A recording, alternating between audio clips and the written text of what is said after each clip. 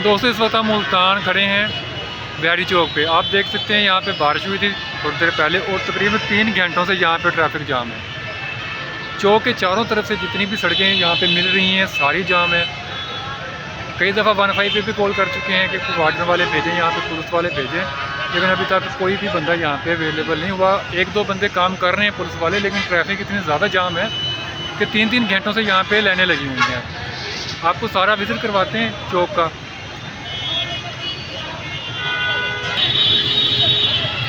ये बिहारी रोड वाली सड़क है, यहाँ से बिहारी की तरफ ट्रैफिक जाती है। आप देख रहे हैं यहाँ पे क्या हाल है, कैसे कोई बंदा गुजरेगा।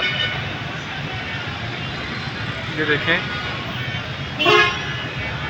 कि मुल्तान की तरफ से जो ट्रैफिक आ रही है यहाँ से बिहारी रोड से टर्न करती है बिहारी की तरफ।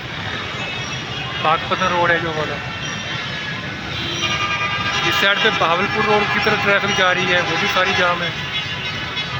और ये ऐसा मुसलसल पिछले 3 घंटों से है।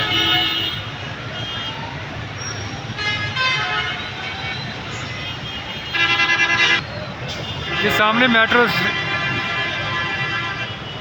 स्टेशन है, यहाँ से जो मुल्तान से ट्रैफिक आ रही है वो वाली है।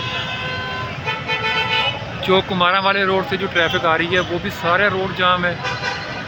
आप ये देख सकते हैं।